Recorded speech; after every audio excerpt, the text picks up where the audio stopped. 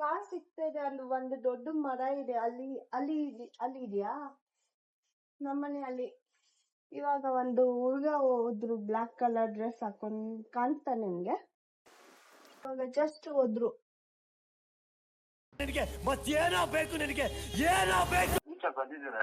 ಹಾ, ನಾನು ಮೇಲಿಂದಾನೆ ನೋಡ್ತಾ ಇದ್ದೀನಿ ನಿಮ್ಗೆ.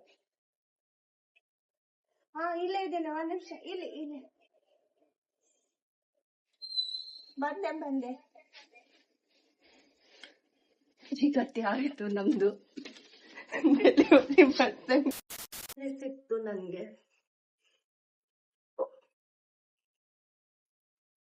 ನಮ್ ಬೆಕ್ಕುಗೆ ಆಕ್ಚುಲಿ ಚಿಕನ್ ಆರ್ಡರ್ ಮಾಡೋಕ್ಕೆ ಹೋದೆ, ಸಿಕ್ಕಿಲ್ಲ ಅಂತ.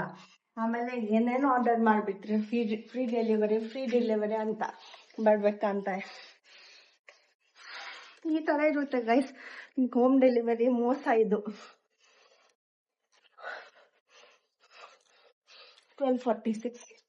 ಆಮೇಲೆ ನನ್ ಬೆಕ್ಕು ಚಿಕನ್ ತಿನ್ನಿಲ್ಲ ಅಂದ್ರೆ ಮ್ಯಾವ್ ಮ್ಯಾವ್ ಅಂತಾನೆ ಇರ್ತಾನೆ. ಅದಕ್ಕೆ ಅದು ಕಷ್ಟ.